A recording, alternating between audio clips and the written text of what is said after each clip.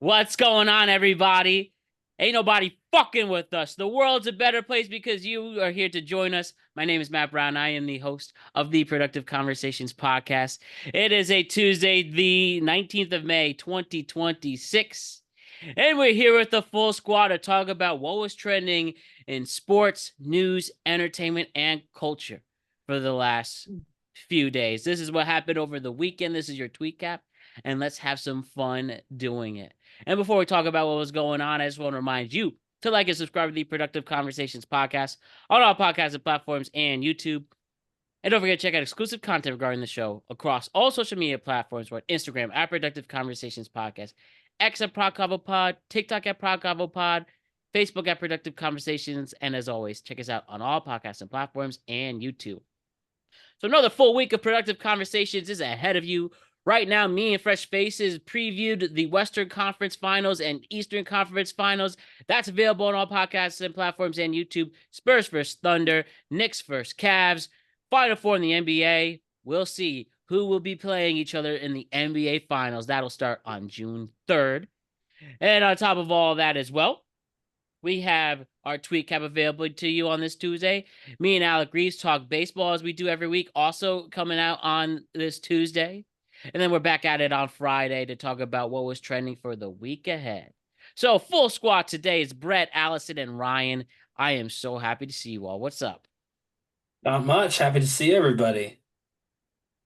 What's up? I wish the LIRR wasn't striking, but otherwise, we're happy to be here. Actually, I just saw a ticker just about a couple minutes ago. They broke that a deal was made, and the strike A deal's been made? Officially, they will resume at noon tomorrow, noon Tuesday. So Hell yeah, yeah. that was a very, very difficult to deal with in the tri-state We area over love the weekend. unions. We love unions. Me too, very pro-union person. So I would glad just they like to pulled that off. say, I would just like to say before we start that yesterday I had to deal with going out to Long Island, thinking I was going to have the LIR and having to form a plan B, and I had to take two subways and a bus all the way to UBS Arena for an event yesterday. Ooh, It was a That's a long time. it was a that it is was a a long. I know that's a long, it was a long one trip. yeah it was a one stop subway to Times Square, then walk a few blocks over, take the F train 14 stops to Jamaica, and then jump on the Q2 bus from the Jamaica subway stop for the bus, and take that 17 stops all the way to UBS Arena, home of the New York Islanders, to go see a foreign hockey league put on an event there. And I had a great time, but I was just like, I really hope I never have to do this ever again. And then you had to do it all the way back. Yep, all the way back. Same thing. Well, glad that at least ends. But he got a story to tell. But everybody else had a good weekend, though? Yeah, I, no, it was a Oh, good I was weekend. sick. Hot weekend here. Yeah. yes, Allison, thinking about you all weekend. How you feeling now? A lot better.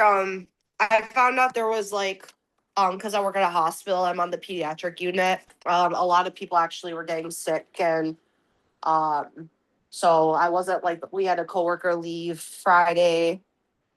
Um, we had a coworker leave Friday due to being super sick, and then a lot of other people too. So I just happened to catch something going around. Well, we're glad you recovered too. Ryan, you're not near the Navy Yard, are you? That Chipotle got messed up. No, we're not in DC proper, so we're just outside of it. But they did put in like a whole bunch of new curfew rules and stuff, which have been I don't want somewhat controversial down here, but I think most people in this area are kind of fed up with the kids, to be honest with you. And they are all kids, which is a real shame. But yeah, that was bad. Yeah, I'm at a And phase of my life now that the teenagers annoy me. well, I mean, I don't teenagers don't annoy me writ large, like as a group, but in DC, that what people saw online from that Chipotle is not an uncommon occurrence down here. I don't know if I agree with every way that they're trying to fix it, but they're apparently cracking down quite a bit about it. So Never a dull moment, huh? Okay, but regardless, though, I'm glad everybody is safe, warm, hopefully healthy now, and we're about to have a lot of fun. So let's start discussing what do it. happened in sports, news, entertainment, and culture from over the weekend. Okay, so we'll start off with this Friday, where one of the biggest artists in music made his return to the charts, return to the masses. Drake dropped 3 albums in one night on Friday. His albums included Iceman, Maid of Honor, and Habibti. They dropped simultaneously at midnight on Friday with zero warning. 43 tracks, 2 hours of music. Iceman leads to a more cold, introspective feel. Maid of Honor is playful and melodic with features from Popcan, Central C, Sexy Red, and Habibti is a smooth and internationally influenced with the great Party Next Door. Most underrated artist, if you ask me, performing right now. Never even With heard of this. that. Party Next Door is their name. Yep, Yeah. they're a rapper, Okay. or rapper R&B. But I they feel like broke. I've known about them for a while though. Yeah, they've been around since college. He's been around Yeah. since college, so good stuff. Anyway, sorry. So he broke Spotify's single day record for most streamed artist, album, and song. Make Them Cry was the biggest song over the weekend. That's officially the biggest song in a single day on Spotify in 2026. In this album, Drake takes shots at Kendrick Lamar, with that infamous feud he had. He also takes shots at Jay-Z, Pusha T, and LeBron James. He reveals, unfortunately, his father is battling cancer on the emotional track, Make Them Cry. So we send our thoughts and prayers there that he makes a full recovery. Toronto music experts believe the triple drop may be a strategy, though, to fulfill and escape his UMG contract, his record label, University Musical Group. So he might have dropped all 3 because there were 3 albums left on the deal. That is a way to free yourself, if you will.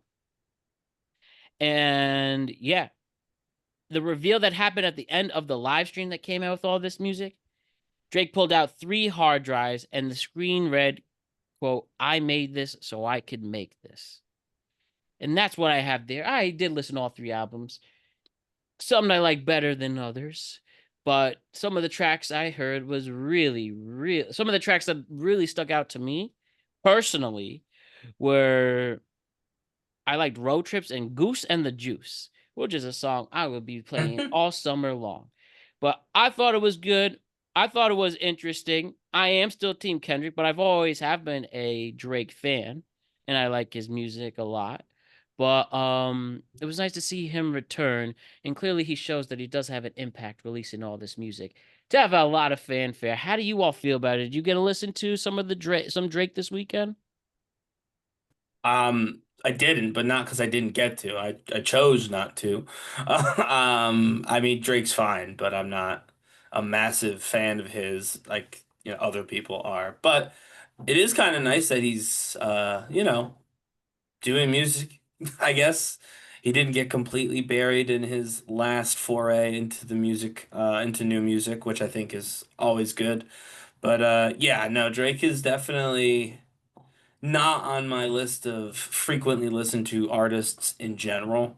Um, and nothing about his previous performance or his most recent performance before this changed that. But it does, I mean, it's good timing for Song of the Summer stuff. You know what I mean? Like you said, Matt, there's a few that are definitely going to be road trip kind of hits or whatever. I mean, again, even his haters like Kendrick would admit he's always known when to make the most money, right? He's the hit maker or whatever he calls himself. So I'm sure it's probably going to be very, very popular in terms of streams and like, top 40, motion or whatever. Yeah, he's definitely back, if anything. And yeah, I think that's just the main thing to really focus on there. And as the days and weeks go by, as more of these tracks are played and featured, we'll see how far he can make these 3 albums go. Some better than others, at least between the 3. But Drake is Drake. If anything, he proved this weekend that he is one of the top artists in the world. I'm over like him. that. I'm over Drake. I feel like there was a point where I was like very into his music. Like, cause I like a variety of genres. Like I have a favorite genre, but I will listen to a variety of different artists. And Drake was always one of those artists. And maybe it's because him and I share a common trait in the fact that we are Jewish brethren. But I will also say that he has given us a bad name in certain aspects, as Kendrick has pointed out.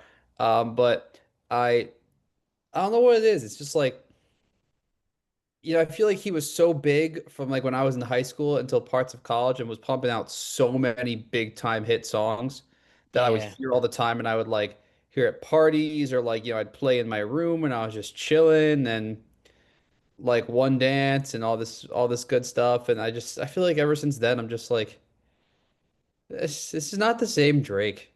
I'm over him. I Like do I have no desire.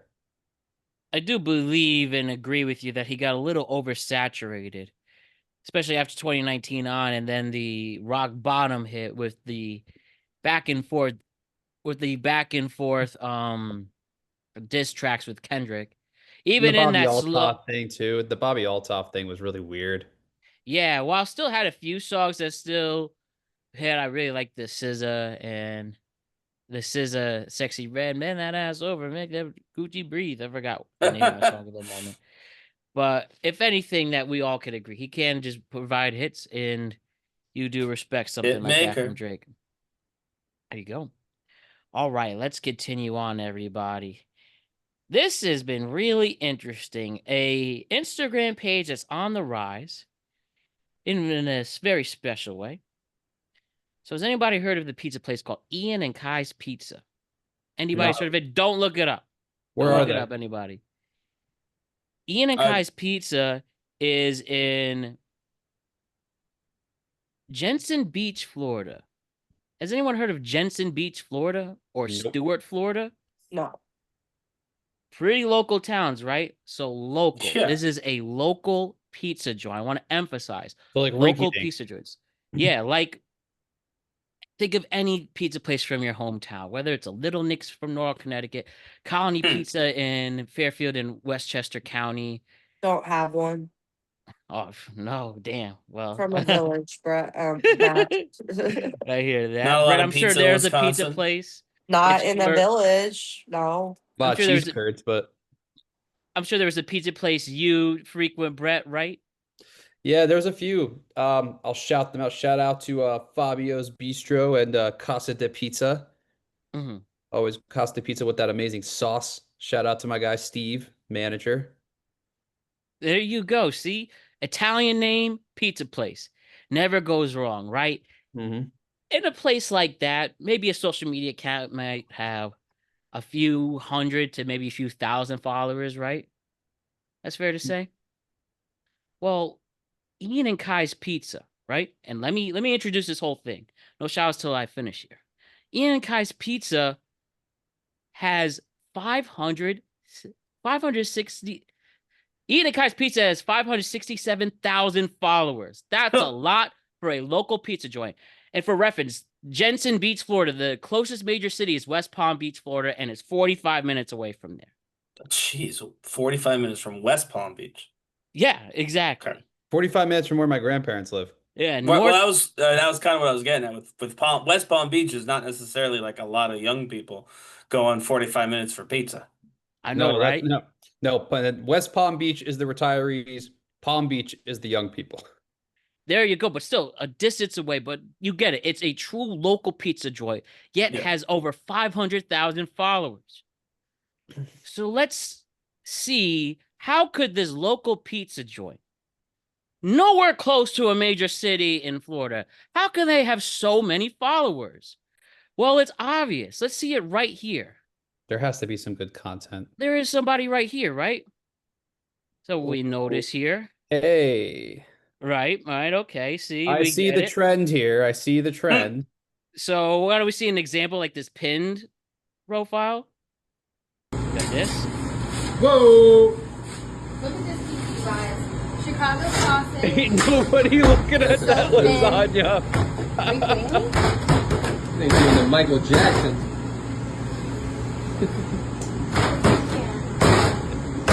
Ian and Kai's, terrifying, by the way. Jensen Beach, Stuart, Florida. Venison, baby. Look at this. Hold it Look straight. at this. Ridiculous. Let's just Is see she- another one for is she reference. cut? What you got there? Medium sausage, pepperoni. Is that a sizzle McGrizzler? Sizzle. So crispy. Hey, you All can- right, just one more, just in case. Let's see. Look at that big hat. Big hat.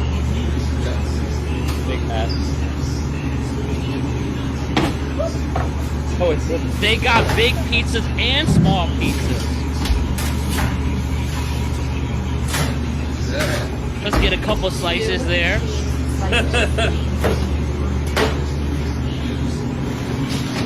don't know how I feel about that. Cool.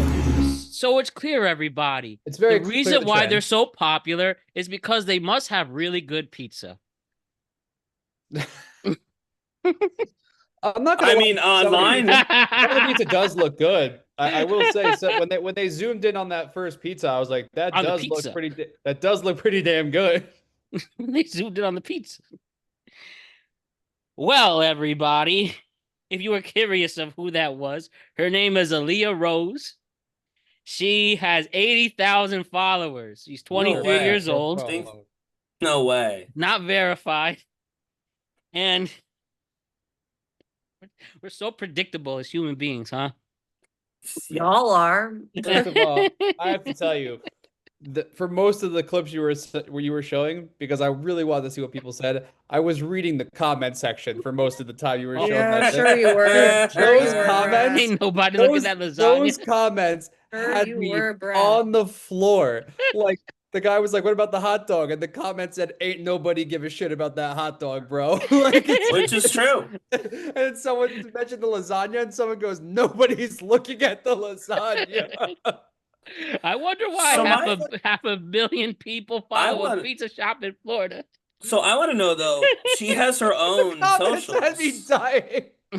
She's got her own socials. So why is she not? She has to help the pizza place, Ryan. Support local businesses. He was probably No, but- working there. And then someone Yeah, but I'm just saying. I'm You would, just, you know, would think obviously. if she's got. I mean, it seems like that entire page is her.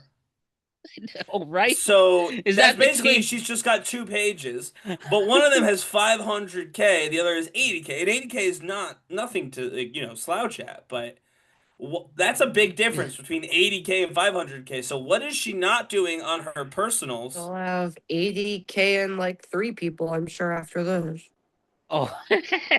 Well, no, I'm being serious. I don't get Oh, why is the pizza element adding an additional 420,000 followers that she doesn't have on her own. Because she cares about the pizza place.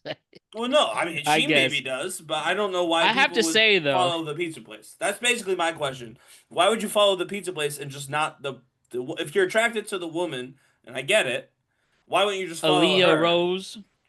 Is it like you can justify following a pizza place from a random town in Florida? Because if you think that's the case, you're not slick. Anybody who sees you following that page knows why. Unless you're from Ryan, I Jensen saw Beach. one of your really good friends like her. I just want to tell you that. Oh yeah, I'm sure. Yeah, Am I- you're a really good married friend. But he Married? might have wanted the pizza. Interesting. You'll have to tell me who that is later. But point being, though, in all seriousness, if you're not from Jensen Beach or the surrounding area, that's a weird thing to like. I don't think I get the concept of hiding. Be like, oh, babe, no, don't worry. I just like this pizza place on Instagram. But anyone with eyes will see that you've never been to Jensen Beach, Florida. I know, right? And these pictures, every picture features the same girl doing roughly the same thing. Just Yeah. taking So a you fucking might pizza as slice you out might of as it. well just follow the girl that if you're attracted to her. And So she's she got did a say she public doesn't persona. want to be famous. She's considers Oh. herself an introvert. I'm just saying what she's. Then I take all of that back. Continue to private or follow no? the pizza place. No, she's public. Yeah, you can follow her. First of all, that statement's bullshit. If she's I'm if reading she's my. public, then she knows she's getting a lot of followers, and she will not stop with that. But I mean, like she's like, I don't want to be famous. Okay, then go private. I'm kidding. I But know, look, right? You're not wrong. Oh Hide my your God. identity. No, but like it's like I mean, when I first saw it, I was like, this. I feel like I know where this is going. And as soon as I figured out where it was going, I was like, It's probably okay, the only way we could go, really. Let's be yeah. real. But part of me is also just like, I'm like, okay. It seems like those are. It's like obviously it's owned by two people, the pizza place. I'm like, this is either one of the guy's like daughters or like his niece or something. That's And weird. which would be really weird because I've from what I've seen and Yeah, I don't have any info. I don't know the connection there. She definitely does work there. She still Being works there. Italian, maybe you can vouch for this, is that Italian families seem to be very large. And from the families that run the restaurants in my town, it seems like everyone just works the restaurant.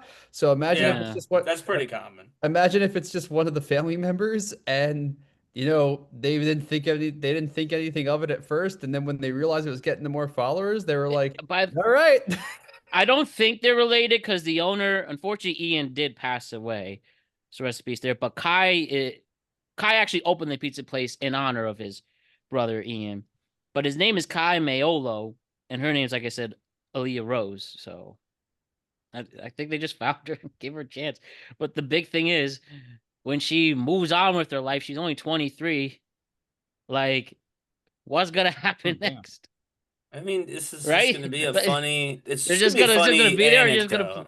You're just gonna put a random person after, or by default they have to find a really hot, normal, Oh, not I get what you're saying. Who Instagram are they model. gonna? It's even Yeah, sadder like that there's that when you look at their profile, the only things they have are her, and then there's one video of the guy like doing like a talk in front of the restaurant by himself, and then everything else is just her.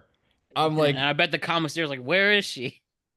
that. Honestly, like I mean, the newer ones probably, dude, but Yeah. I'm here for the comment section to be I was honest. gonna say we know what Brett's watching on the if we don't see him paying attention on the pod. Oh, shut up. Folding his laundry, quote quote. She has to be the most. She has to be Dude. the most famous pizza Dude, listen to this solo comment. pizza worker. This comment is so epic. Someone goes, "She probably don't even work there." Right? I think she does. I get it. It sounds like she's not trying to be famous. but I just think it's funny. My Like, hey, God. come off the street, put on an Ian and Kai shirt, and take a pizza out of the oven for us. It's not that hard. Again, I just oh, some of these are bad too. I'm sure. This guy, can I submit a job application? Jesus. Yeah. Comment sections are the worst. I want pizza with that cake. Oh. I never wanted spaghetti more in my life. Jesus. Unbelievable. Well, Ain't like- nobody looking at those damn burritos, bro. Somebody wrote. As we all said, it's you should never bet against the thirstiness of the internet, right? That's you just shouldn't. unfortunately how we are, right? Well, it's like you know what? It's like it kind of says something about society as a whole because Yeah.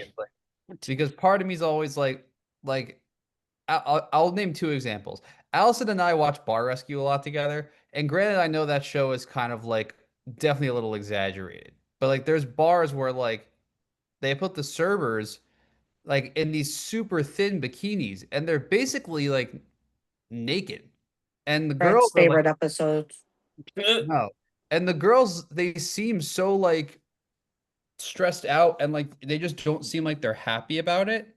But they just do whatever the boss says. So like that it's but like everyone comes to the bar because they see these girls and it's gross. And then there's all these coffee shops that like are apparently a trend on the West Coast and they're called like bikini breweries and these girls are serving you coffee at a drive-through wearing bikinis. I'm like, okay, look, I get there's an appeal, but like it's fucking coffee, guys. Come on. It's I know, fucking right? coffee. I Like mean, look at what Hooters, how they made their whole business model. I feel like this whole thing should have just been left to Hooters, and Hooters is going bankrupt because they suck. Everyone finally realized their food is dog shit. But then Ian and Kai's Pizza will step in, I guess. Ian and Kai's But- pizza. It's Ian not and Kai's stepping pizza. in. Ian I and Kai's can't pizza. imagine the pizza is anything special. Genuinely. It's Florida. The pizza can't be anything. Florida Chicago style pizza. Well, that's interesting, I suppose. There's probably not many Chicago style down there. Yeah, man. I mean, they literally have to give her ownership stake at this point. She is solely the No, reason they why do they're not. famous. She's solely reason why they get any business. Again, this is nowhere near a major city. This is Florida. I'm gonna say But yeah. this. I'm gonna say this. I don't believe they do that much more business than anybody else in the area. They have more social media followers, and she is the only reason for that. But unless You they're get that monetized, monetization numbers. I'm saying yes. If they want to pay extra for the monetization online, I could see that. But there is no way they're selling extra pies because they have a social media account with her on it. There's the most of the people who like that don't live in Jensen Beach. You know what I mean? None of us are gonna order that pizza. We don't live there. I know, right? But I will say it's probably a place you definitely try once and never go back to. So at least I get those interested people. I mean, I even think we have a Portner yet to review yet, but he's aware of it.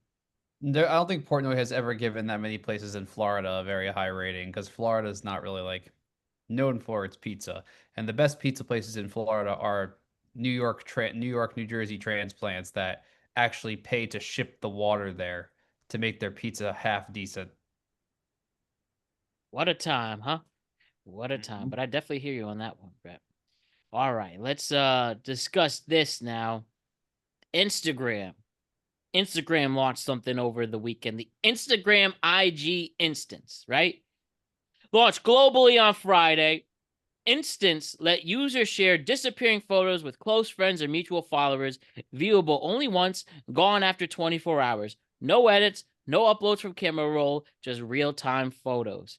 Meta also launched a standalone Instance app for iOS and Android if you want that in select countries. But the most common, one of the most common internet searches over the weekend was, how do I disable Instance?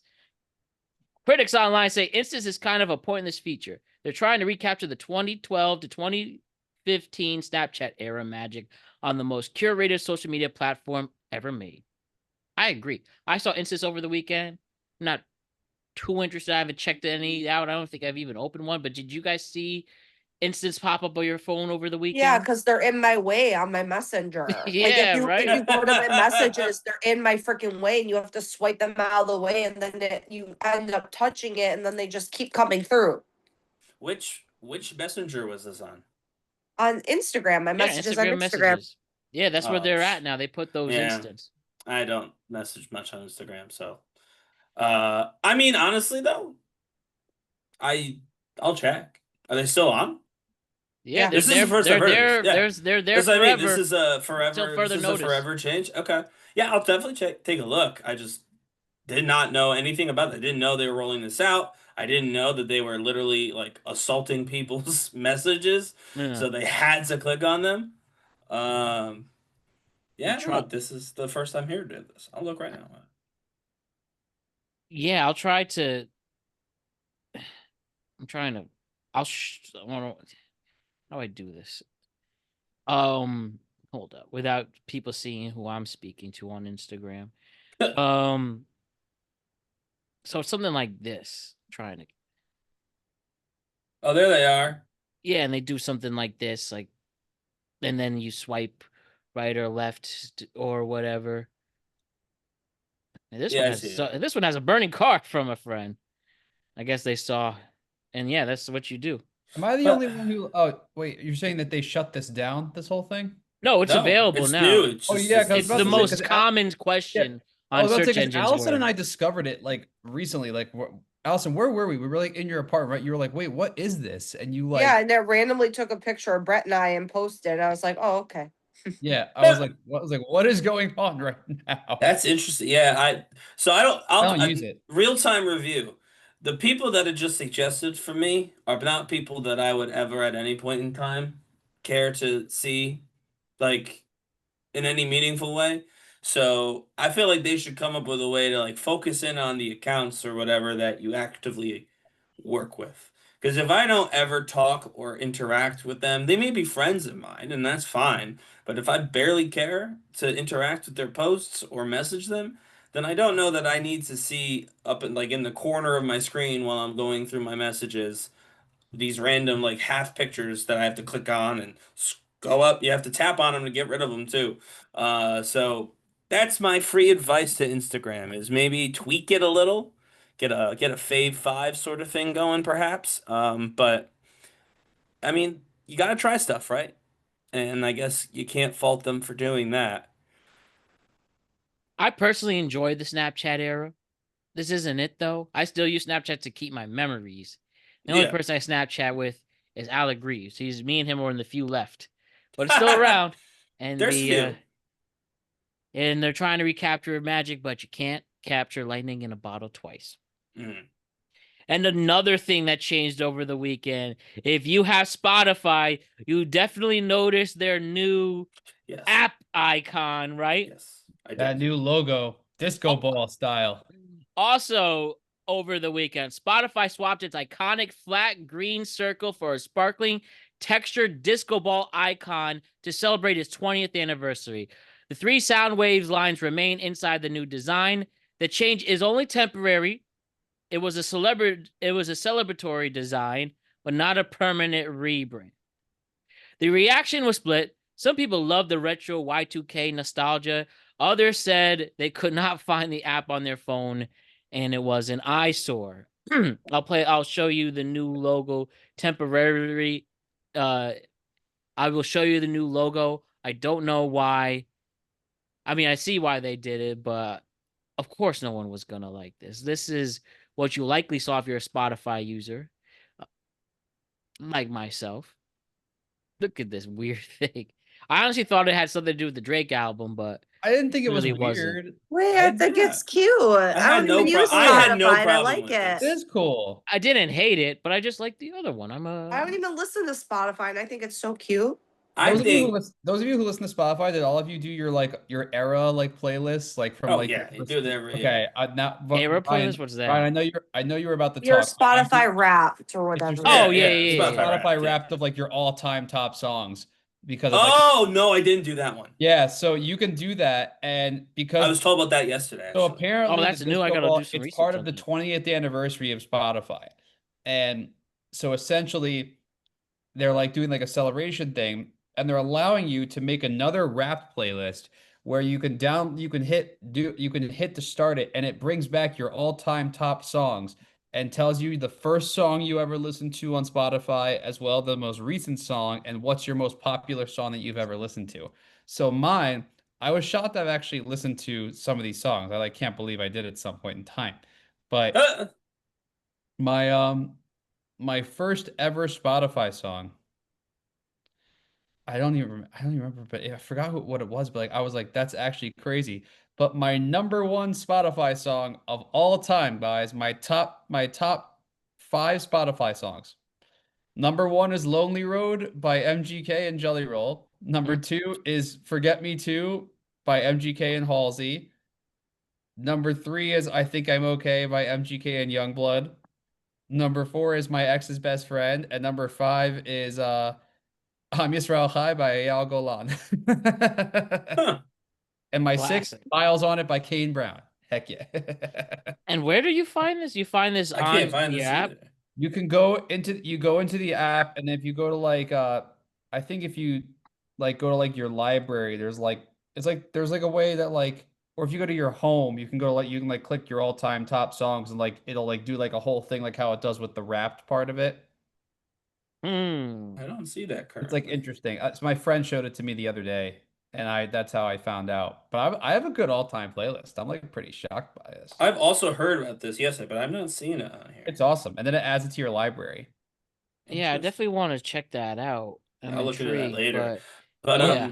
One of my top songs is Justin Bieber's "Eeny Meeny." Yikes. well, so anyway, what I was gonna say though is I think a lot of people sit and complain. Like we talk about this, I think we talked about in the show about like stadiums and how they all look the same now. And everything is so boring. And like when they did the Cracker Barrel rebrand that they tried, and everybody's like, "This is stupid. Why is everything so simplified or whatever?" Mm-hmm. This is why they did for just a little for fun. They took a green ball with three black lines, and they made a slightly different green ball with three black lines, and half of the internet And they put really sparkles on it. did. Yeah, right. And that's what I'm saying. It was still a green ball, 3 lines, just slightly different, with the sparkles being the only difference, if we're being honest. And half the internet really just completely shit on it. So yeah, of course they're gonna be like, we're gonna It's a pick a fucking simple, ball. yeah, we're gonna pick a simple shape, and a simple font or a simple whatever icon, and we're only gonna use that because if we try and do anything interesting with it, half of the people are going to yell at us. Dude, the So way you why said would it, you? the way you described it made it sound like Freddie Prinze Jr. talking about the Scooby-Doo movie. It was a talking dog.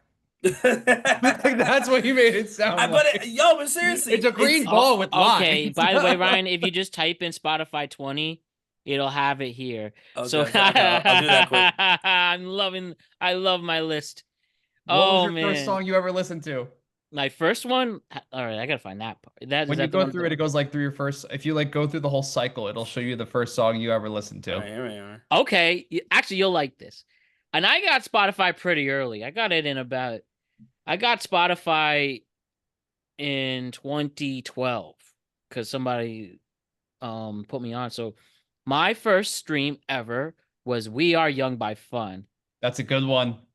That is high school senior year right there. My all-time song is EXO Tour by Lil Uzi Vert. That's my number one played Oh song my ever. God. Do you know what my Push Me first to ever the stream Edge. was? My What? first ever stream, Get Ugly by Jason Derulo. Number 2 for me is Love Galore by SZA. I'm proud of that with Travis Scott. The Ways by Khalid and Sway Lee is 3. The Way Life Goes is number 4 by Lil Uzi Vert. And number 5 is Bulls on Parade Live, Rage Against the Machine. You're all like hip hop and rap besides one with Rage Against the Machine. Yeah, that's pretty accurate. And they're pretty much a rock rap duo together there. So that's about right. But I do love all types of music too, so We're almost I'm done gonna look more generating into mine. that. So cool stuff there. All right. All right, save to library. Okay, Ryan's like, Ryan, "Now I'm definitely saving." tell us right at the end if you don't keep going. mind there. So we are going to move on. And the next thing we're going to talk about, when we talk about, how do I explain this, right? Desires, right? And people who are on another level. Ryan's face. So where I'm going here is we had a big reveal on the internet. When people dream of being with an athlete, well, somebody was kind enough to break down how you make that happen. Oh, Jesus.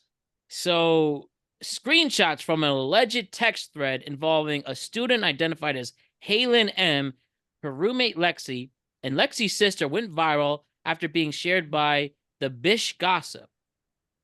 And the thread is how to attract NBA and NFL players. The messages outline strategies for college women to attract wealthy Black athletes, including treating the athlete as, quote, the prize, maintaining appearance, avoiding drama, integrating into his life, and pushing for marriage or children. The authenticity of the screenshots are unverified, but the reactions were split. Some said, quote, it was basic wife stuff. Others said it was manipulative and racially targeted. The story sparked a massive outline debate on dating culture, hypergamy, race, and sports celebrities. Right? So, how to become a wag is pretty much this thread, if you will, that was allegedly leaked. I will get the official screenshots that were shared, but as I pull it up, what comes to mind when you hear that? I mean, if The they're playbook to get somebody who looks at playbooks. right, the fact that they're the fact that they're outlining it, like in writing for other people, to me indicates that it's not about just finding a specific, like finding somebody, right? Like it's very clear they're targeting wealthy athletes in terms of them being the ideal partner. And to be clear, I guess that's technically fine, right? Like if you're like, I only date NBA players, that's a really, really limited dating pool. But I guess go for it if that's what you really want to only date NBA players. I'd have to see what the advice is. I know it I just came have up on some screen. here. Yeah. Number one, he's the prize. Remember, he could change your life. You can't change his. Just true. Yeah. Dealing with cheating. Don't look for it. Girls will throw themselves at him, and some will succeed. If it's just a fling, let it go, but don't let him get emotionally attached to one of them. P.S. He's always be attracted to black girls. Activate that shenane in her by picking at her and let him see it. That is a direct quote. That's not me. And yeah, they're Okay. So talking about being an asset. I Don't see where the embarrass racism him. allegations are coming from now. Go Yeah, I was just completely about to say. wild. Yeah, Oh, this is getting a little racist. Go completely wild on him in bed. Use throat spray. I like this one. His mom, Lexi, don't tell his mom any personal information, especially something negative. She will tell his entire family. Always look good and appealing. In 2 years on draft day, you'll be a millionaire. Oh, jeez. No wonder why people don't beat the allegations when it comes to that. Yeah, I mean, I'm gonna Receipts are everywhere. right. It's to me, obviously, we've already locked in on the gold digger part, right? Because you don't text how to get a rich guy unless you're looking explicitly for somebody with money, right? But so put that aside because that's just obvious. And some people are okay with that, some people hate that, whatever. That was racist. It just was. There's really no way to look at that They and were not trying so come. hard not to be too. Like they were I trying. don't know that they were. I think that they It, were it pretty. seemed like one of them Yeah. thought it seemed like one of those texts was trying so hard to, but was like teetering on the line and then I crossed it. I don't think it teetered. I And think then it fell crossed over. it. So yeah, the racism of that. See, I thought the racism was going to be about the athletes. And there is some implied racism there. There But are. it's actually about other women, which is bonkers. They're like, yeah, this guy's gonna like other women, just assuming those most of those women or whatever are going to be black, and then trying to push these awful stereotypes as a way to basically put yourself ahead of them. That to me is crazy. But also the advice in general, I don't know why I don't want to say hoping, but why I was maybe hopeful to a degree that maybe there'd be something genuine in there. And the answer is no. They were like, be good in bed, which, yeah, that's going to help you bag anybody, I suppose. But beyond that, all of it was about protecting your future earnings as, I mean, let's be honest, as the ex-wife of a professional athlete. Like that was clearly what the actual point of that message was. They even said like if you don't get married, that's okay, just have multiple kids. That Oh, was a literal quote from the end of that text message. They're like, you don't even have to convince him to marry you. You just need him to get you pregnant. And that is so it's so like bad. and like, yeah, so basically they're not even like, here's, here's how to attract the love of your life. They're saying, here's how to attract a paycheck. And there's really no other way to read that. I was, again, hopeful that there might be some way to look at the advice and be like, well, nefarious means, but if you extrapolate it out to just relationships, this is helpful. But no, it was he could do whatever he wants because he's got all the money and you need the money. There was nothing romantic about that. That was purely about investment. That was purely about business opportunity. And it's kind of gross. And only Yeah, problem is it will work. That's my we main problem is it will work for a lot of people. And that sucks because, yeah, that's let's not think really about nice, the not fair. athletes' feelings in this one. Can we consider their feelings? Those I don't think that NBA will and happen. NFL players. Well, it sounds like They this was have for feelings future. too. Well, they do, Dude, but Michael Porter Jr. has a whole thing about this too, because there's this one female influencer that keeps going after like NBA players and like all these different athletes. And what happens is when she like gets mad at them, she like throws their I don't know what it was, but she made Michael Porter Jr.'s address public. Oh, And then and all these You're random not cute. You're not impressing anybody by I doing know. that. And all these people started showing up to his house and he's like, "Why the hell is my address out?" And he had to get a lawyer. Like it was like I remember seeing he was with this other guy, this other dude who's an influencer who he's like buddies with. And he's like, "We got to go hire an attorney because like she just leaked your address to the public." And for Well, those of you right, yeah. yeah, for those who don't know who Michael Porter Jr. is, he's in the NBA. He plays for the Nets, NBA champion with Denver. But like he's like I mean, like he talks about like so how some of these like semi-famous like girls on the internet are just like insane. Clearly. I mean, Like, yeah, very that's down why you bad. give credit to some of the athletes that really do marry their childhood, middle school, high school, college sweethearts. Because Shout out Aaron after you Judge. see them, Well, that how could you person, trust any girl right. again? But Even if you're an also, NIL player, especially you go from NIL and up, how could you trust anyone again if that's what they're plotting? so that was what I was saying. I mean, I know what it said, but like that felt like advice that was more akin to younger players, right? Like Yeah, to me, the 20-year-old rookies that yeah, kind like the of are college still kids, they're still a the little NIL, naive. They're right? The not like NIL 100% college mature kids yet. too. Like, yeah, to me, it felt like find someone with a big NIL deal or find someone who just got into the league. Um, I mean, this is not new, and this is also not gender exclusive. Obviously, it is for NBA because the NBA is exclusively male, but there are gold diggers and people who try to use their looks or whatever to extract money from wealthy folks. You know, sugar mamas are a real thing, as well as of course this. So I guess it's not surprising, but it is surprising how crass they were speaking about Yeah. this. To me, that was.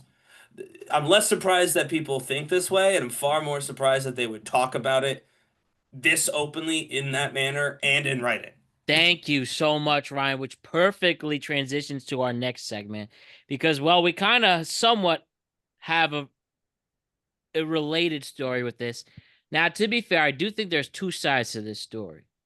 This woman shouldn't solely be get a lot of heat. What she did was wrong. She made a point that was fair, but again, this is why we don't put every single thing on the internet. Anybody know who Chris Devenski is? No. No problem. So he is a journeyman bullpen pitcher in the major leagues. He pitched for the Angels. He pitched for the Mets. He's currently on the Pirates roster. And like anyone, he's trying to find a lady in his life. So a woman, a TikTok user named at Selena Vitt. Okay. Says, so she aired the dirty laundry of a date that went wrong, right? Which we've seen often, which we showcase often, dates that have gone wrong. Some some they had the right to be upset, some they didn't. I don't necessarily agree, always make a content out of it, but Right. it's Yeah. part of the dating culture in general. So this is her. If you want to know, I'm not gonna play the video. It's a very long, very, very long video, but this is her. She went on a date with Chris Devenski and talked about how unfortunate of a situation, how unfortunate of a situation it was. So they go for coffee, casual first date. I don't know if she was part of the text thread, but she met Chris Devenski, I believe, online. So during the date, Devenski, and the reason why we know it's him because she said his name. I went on a date with Pittsburgh Pirates pitcher Chris Devenski. So could be problematic there. But at the same time, she talks about how Devenski started making sexual references and asked about her cargo pants, saying, quote, "Are those comfortable?" End quote. Then proposed a staring contest where the prize was a kiss. Then escalated to wanting her to drive him back to his place. So she shut that down. She says, "I'm going home and I'm not going downtown." He left the coffee shop. She said, quote, "This man fully expected to fuck at 4 p.m. on a Thursday after one singular coffee date." Internet is split. Some say she is just clout chasing by naming his name. Others say she has the right to call it out. At this time, Devenski's on the 15-day injured list with an undisclosed illness. So again, we've seen that this is a mutually exclusive now. talking about bad dates, whether you're famous or not. I don't mind somebody talking about their experiences. It's just the name dropping does make it a little bit more problematic. I 100% agree. Without naming the guy, I think this is pretty standard TikTok fare and totally fair game. Yeah. I mean, listen, I will say, just because you, meaning the person who posted this, didn't like There's the Selena. insinuation. Yeah, just because Selena didn't like the direction that Chris wanted to take it in doesn't mean that nobody will. So, grain of Yeah. salt just generally. But I do think that most people listening would hear that story and say, wow, he was a bit forward, right? I think that that's a fair way to categorize the way he I think it interacted is with her. too. It is too. And some people are fine with that. There's plenty of people who would have driven him home at 4 p.m. for, a little afternoon delight. Um, Whether he's famous or not, for being honest, I bet. But Mm-hmm. she wasn't that person, and she's totally A, within her rights to not do it, and Yep. B, it's very common to make content about it. But you can't use their name. Because if it had been me or Matt or any of the other guys who've been on this show, right?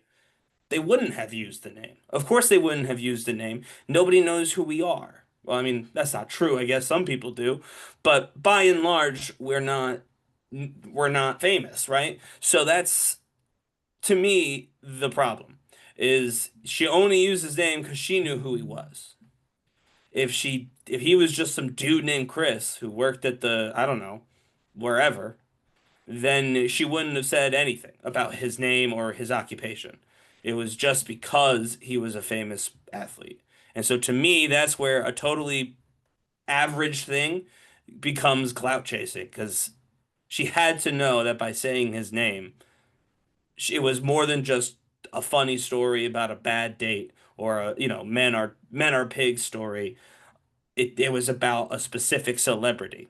So to me that or athlete, not celebrity, but to me that makes it a problem where otherwise it wouldn't have been. Yeah. Well Yeah. said, Ryan. I don't think the calling out was necessary. I think that was a little much, but I also understand the side of why she did it.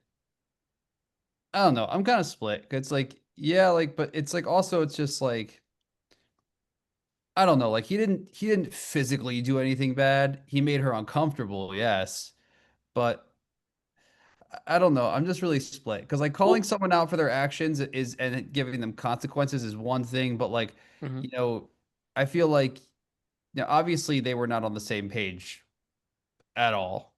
So that does have to be thought that does have to be taken into account. And I feel I'll like also say, I was like uh, it was like I feel like it's not like it's not like after she said no, he like forced her into a car and did well, anything I mean, bad after that. yeah, I don't know that it has to rise to the level of an actual assault to warrant being talked about, but like we've talked about it on this show with Allison actually. Like there are apps and groups on like social media or whatever where you put bad dates. You say, I had a date with this person. Like they I have were posted on the said they pages. right, and like they were super weird. They were very forward, and they made me uncomfortable. Right? Like, had it been something like that, then yes, I get it. They'd be like, "Oh, why would you post a picture of this athlete?" Be like, "Because everyone posts a picture of this person that they match with on Tinder when they've had a bad date." To But a lot me, of people who usually do on those pages, I will say, who have been like very assaulted or something like has happened, they don't mhm, usually post it publicly as themselves because you do have an anonymous option on those sites. right, So I will say when I like posted about my assault with the photo of the individual, I didn't want things tracked to me just because I know how sometimes people can be sure, of like course. polar opposite. So I posted anonymously. I know a lot of people that do. Yeah, and that's kind of to me, it's like if she felt that this rose to the level of warning other people, I don't know that I would agree with the assessment based on what she said, personally. But if she genuinely felt that that's where she was at, I think she went about it a very inappropriate way. Hmm. Because this is a public TikTok, just calling the guy out again. This video would not have been made if it had been me on this date. That's just a fact. They would not have made the video with my name, period. Yeah, I also just feel like there's also people out there for famous people too. Like it's like because Sure, yeah. she feels like she could say it because it's someone who's famous. Like another example, which not a lot of people talked about, people on TikTok talked about, but not a lot of people in the mainstream talked about it. Like we're talking about with this one was Jackson Dart of the New York Giants, his ex-girlfriend was constantly posting Yeah. videos on TikTok talking about what a bad boyfriend he was and how he always cheated on her and how it like broke her heart. None of that's surprising, though. Yeah. Surely nobody is surprised by any of that information.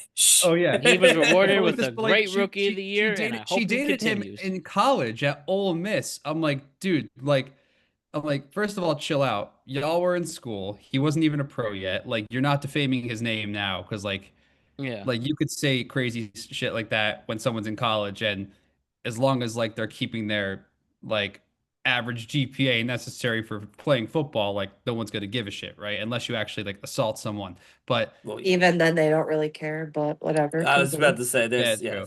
But mixed results on that. Yeah. mixed results on that. But my other whole thing is just that like, and now he's got this new girlfriend, and they've been together for a while, and like they're posting together all the time, and she's like, oh, like he cheated on me, and I'm like, oh my God, I'm like, girl, enough.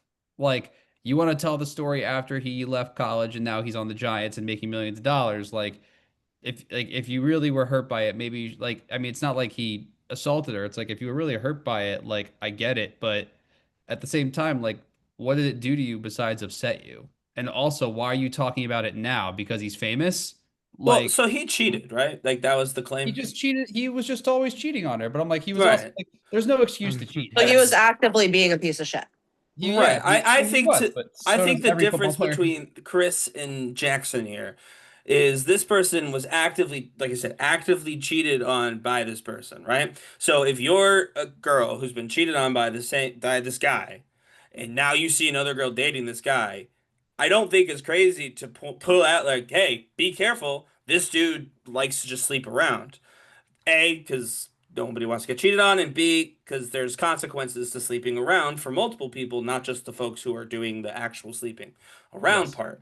So I think that's different. This was just a bad date, right? Like I think there's a difference between you guys are engaged in a relationship and then you do something to harm or otherwise upset that person versus I didn't like this date I went on. He was too forward. I do think those are different, but that again, that might be just like splitting hairs, and I think you're right in general. Like when in doubt, don't say anything on social media like that. Reach out to them privately. All these people have accounts that you can reach out to. So like, to me, I agree, but I do think there's a slight difference there. Be a good person at the end of the day, right? I mean, that's the goal. So why don't we change this and make it a little more positive now? The final dating related, relationship related segment I have. This nice woman, I don't know her name, unfortunately. This is from a general account. I love it whenever So- Matt, whenever you announce a story with a female lead character, you're always like, this nice woman. I have no reason not to, so might as well benefit of this This nice benefit of the doubt. woman. So yes, this nice woman did an S through F tier. I don't think we featured much of those before on the Productive I Conversations love those with podcast. food, by the way. They're awesome. Yeah, so obviously S is the superior, A, B, C, D, F as your grades. So she did that, ranking things guys do on a first date. Let's break it down right now. Oh God. I love this personally, what she has here. And let's agree or disagree with this. All right, take it away, woman who is nice. Ranking things guys do on a first date from worst to best. All right, who wants to first guess? What could be on the F? What's the worst thing you could do? And obviously, anything that breaks the law, thing that breaks somebody's comfortability, anything morally, emotionally wrong, obviously that's an below hell F tier. Right. Nowhere going there, but let's not go to that level. What's like an F tier you think could be bad? Like, I don't know, like farting on a date. That's nothing compared to some of I the know. other things, Matt. Flirting with the waitress. flirting with the waitress, that's the F tier, okay? I think that's F tier. I have two. Mhm.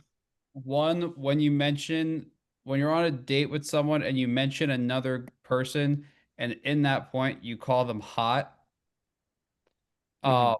or actually I have two more. Initiating sex as soon as you are done with the date. I feel like that's never a good idea.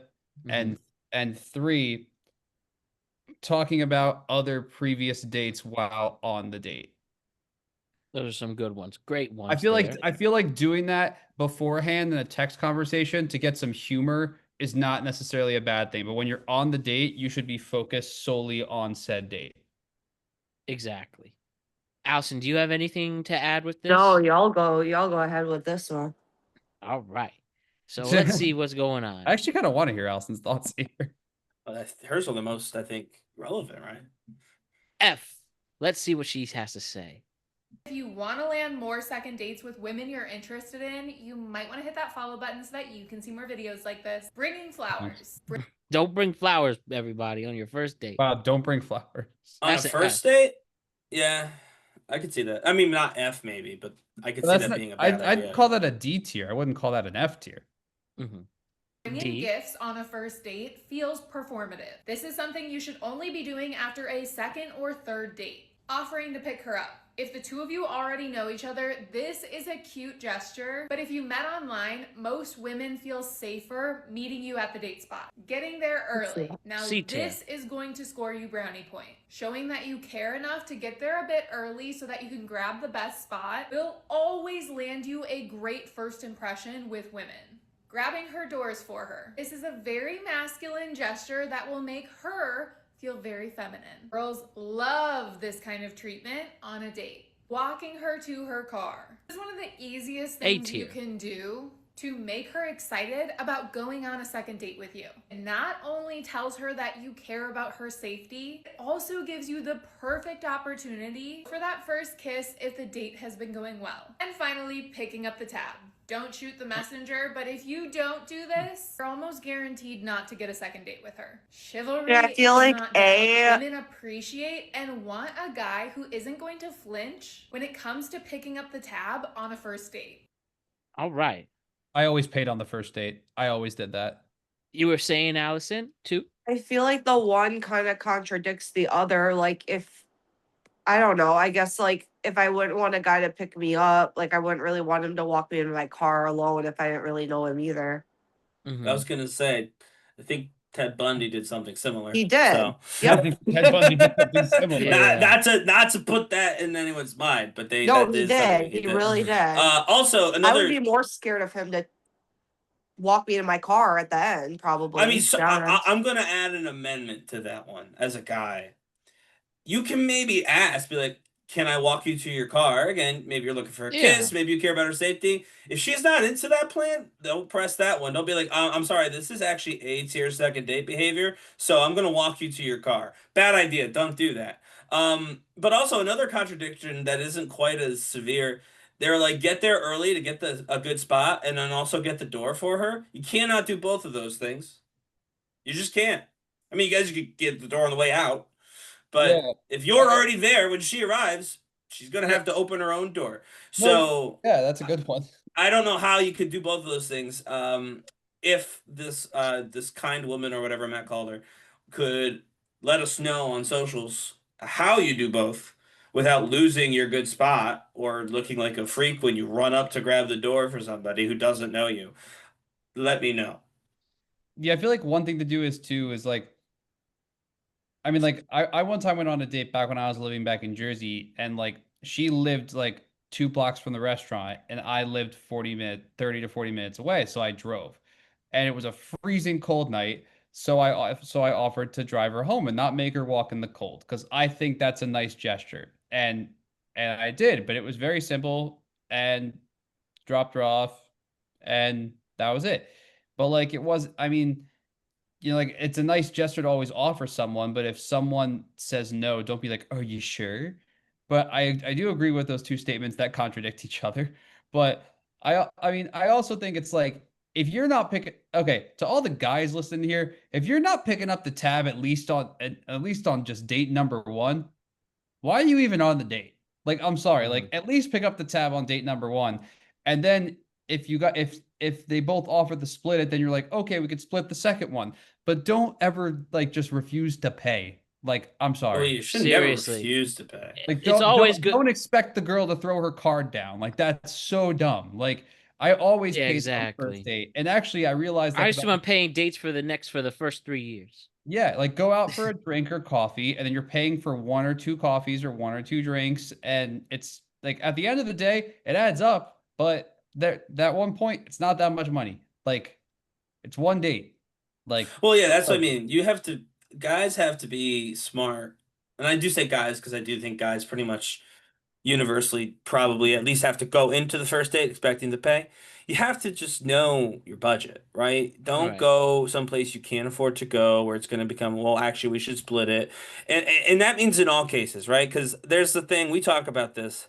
When a date goes really bad, all of a sudden you're going to Venmo request her and be like, well, that was, this is how much you're There thinking. are No. some bad dudes who've done that. Right. So that's just down bad. right. So just generally speaking, your first date, good, bad, or ugly, you pick something you can afford and that you're willing to part ways with X amount of dollars, whatever that ends up costing. But also, and this is not for guys so much, it's for both. It's like be open to a different kind of first date, right? Like first dates, I feel like, and I'm speaking kind of out of my ass here because I haven't been on a first date in over a decade, but first dates are like now it seems kind of about a meal. And I've pushed back on people who say that because I Meals think are not cheap.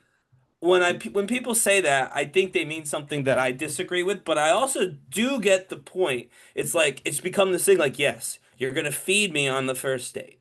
That's what we're gonna do For some on this people. Right. Yes, it's become very You will feed common. me, damn it. Right. And so Not to me though. me, I am You will drinks or buy me a activities. sandwich.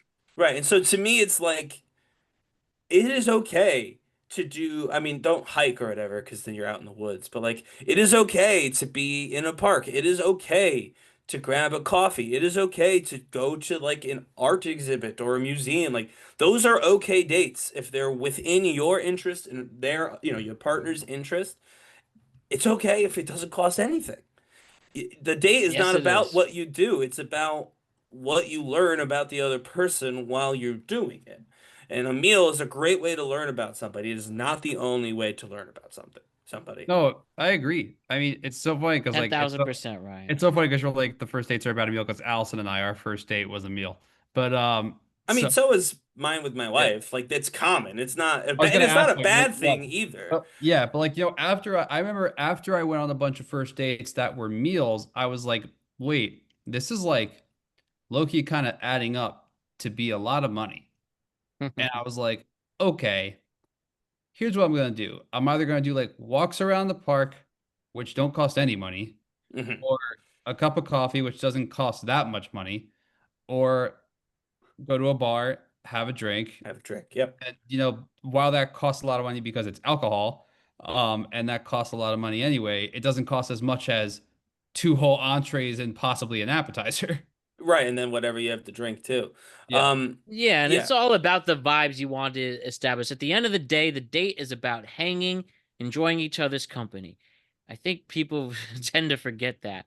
I'm here, as mentioned, no matter how much I spend, to enjoy your company. Like I am excited to spend some time with you.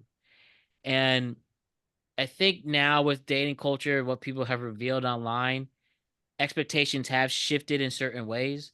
But at the end of the day, if you enjoy each other's company, no matter how elegant or casual it is, the important part is you have a smile on your face when you leave.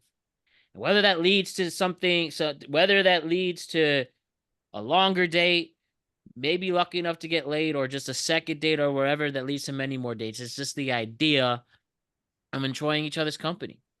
I don't really do meals anymore on first dates. Activities and drinks are fine that are also affordable. First couple dates too. And if somebody really likes you, you really could go to the park and look at the sky for a couple hours just talking. They'll still like you. I think that's the important thing that I'm starting to realize at my age now. It's about meeting your match rather than all the other adjectives. This is who I match well with, and they'll be understanding and hopefully like me back for me. You know what I'm saying? Just get a Chris McDonald's Diet Coke and sit in Central Park. If they truly like you, that is enough. That's I'm true love. 1000% serious in that too. I just want to say though, listen, I know he's polarizing here. Murray Hill guy did once create a tier. I think this is for anything. He says this is New York City first date spending versus odds of getting laid. And at the end of the day, I'm talking about enjoying each other's company. A date doesn't necessarily your way to have sex. If that's the extra bonus, incredible. Congratulations on the sex, but that shouldn't necessarily be the goal. But I did laugh reading this. If you were thinking about that, but at the end of the day, remember you're focusing on each other's company, not going to Pound Town. So if you spend $0 on the first date, unless you're Chad Thundercock with the jawline carved by the gods, you're probably not getting laid, but acceptable to set the groundwork. If you spend $1 to $20 on the date, coffee/walk zone, same as above, you're not getting laid, but this is honestly fine if you actually like her and aren't trying to financially recover from one hinge date for a month. The $21 to $75 range. 1 to 2, he calls it the sweet spot, which I agree with. I think this is the sweet spot. For a first date, I think that's perfectly fine. 1 to 2 drinks only. Good banter, still mysterious, wallet intact, highest rule on investment. He wrote ROI for some reason, but okay. Return on investment. Yeah. If you have actual game, you could easily pull in this range. I think that is true. If you spend between $76 and $130, now we're entering the quote, we accidentally stayed out for 4 hours territory. Each over 2 drinks now. Probably your best chance overall if it's only drinks.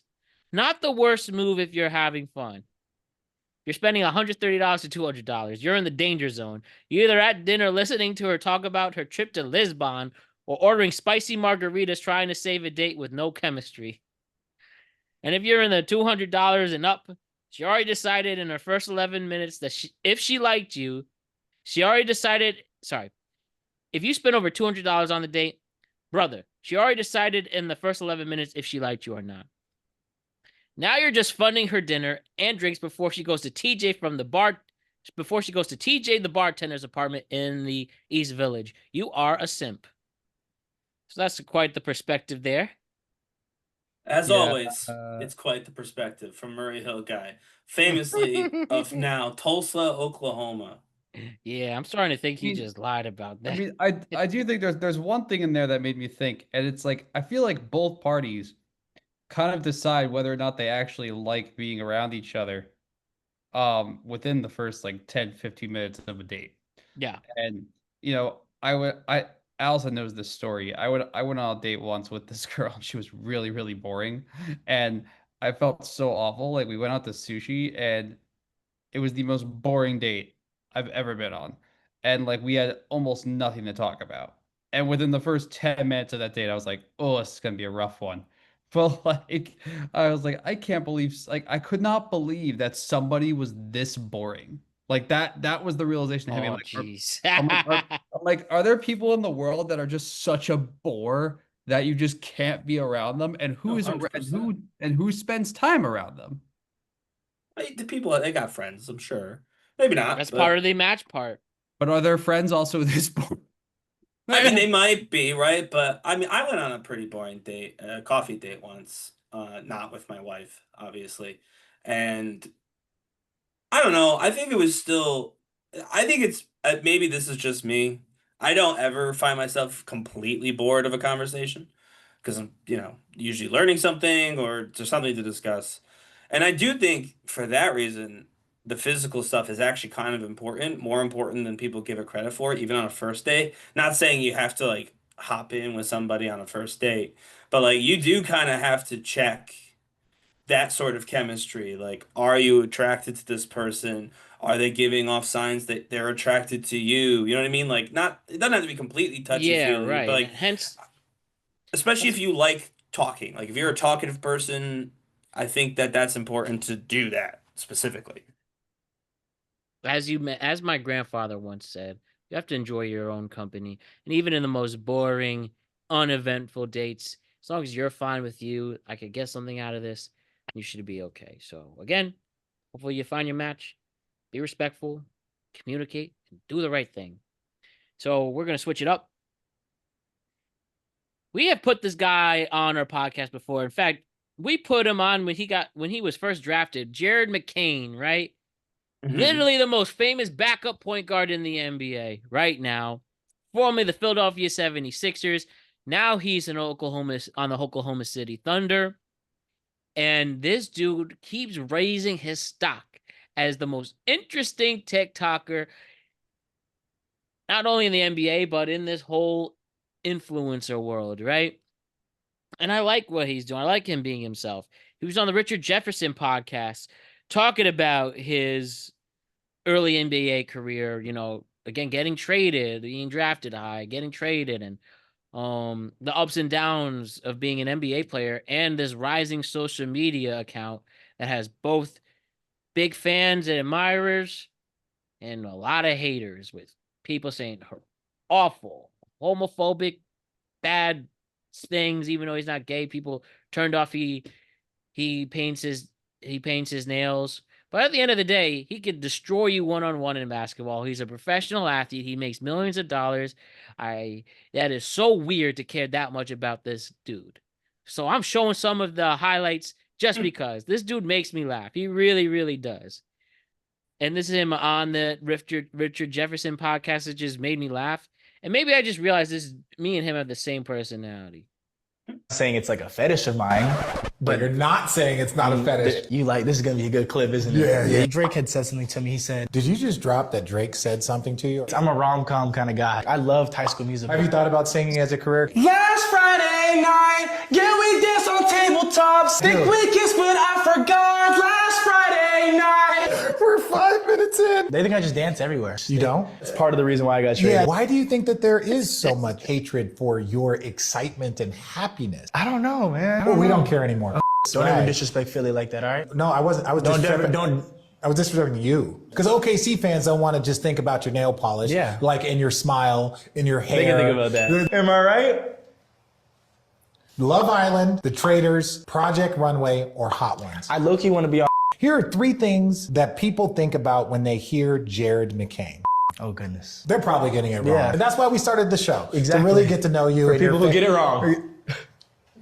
He said, we're done. Richard. So we might have It does different remind me of you, Matt. He does, because of the random singing too. Yeah, It's funny because Matt around. Matt, Allison, and I will just walk around New York City, and Matt will just break out in some random song that I somehow know the lyrics to, and I'm just like, that right there. Like as soon as he started singing, as soon as he started randomly going last Friday night, I was like, that's Matt Brown. Yeah, right. We might have different interests, but the idea of putting ourselves out there, neither of us are afraid to do. Like this is just random, just sitting on the road, hanging out here, doing this, making TikTok with his teammates. You want that word, last word. Fuck a good, make a squirt on my ball, me, sir. I don't care about your That's bitch, Jalen but if I wanna Williams. take her, I don't let her rub my paper. This is off by I erase Isaiah her. Hartenstein. This is a hilarious one. Perfection doesn't. Next one. All right, 2 up. You want that word, last word. Fuck a good, make a squirt on my ball, me, sir. I don't care about your bitch, but if I wanna take her, I don't let her rub my paper. I don't know. I like people put themselves out there. You know who was the person who filmed that? Was Shea Gilgeous-Alexander. New MVP. We just won the Now MVP back to back. again, by the way. But yeah, we need more athletes to have these type of personalities, in my opinion. There's always, of course, there's room for the badass ones and the mean ones, the nice ones, the goofy ones. I'm just fellow goofy fans. I'm a goofy guy. I like people who are goofy. You're a goofy goober? No, but I'm a goofy guy. He's a What's goofy that goober, comedian? bro. That comedian used to do the goofy guy bit. And speaking of right now, this first game 1 between Spurs and Thunders is tight. the Spurs with an 7-point lead going I don't know into why the you're fourth. watching that game. You don't have the Buffalo Montreal game on. Game 7 of the Eastern Conference quarterfinals in the NHL. You Buffalo are making a good point. I should split screen it for that. Buffalo But I has will never see won that. a Stanley Cup, and Montreal hasn't won one since what, like the 80s? 1993, I believe. I happen to know 993, that. okay. So yeah, shouts to Jared McCain. I am a fan. More people should be like him, in my opinion, at least. All right, let's do some questions of the day. My first question, Allison. I've held this question for a couple weeks, thinking of you. I wanted to know what you thought about this. Look at her face. we It's like, I'm ready. Lay it on me. need to cut. We are. What's the word I'm looking for? It's time to come at some dudes. We've had our comments with women and dating culture, some are criticism. So let's make fun of the guys now because we are we are what's the word I'm looking for? Gender Inclusive. We are gender inclusive with this group. Everybody's dead in shots. Let's make fun of men.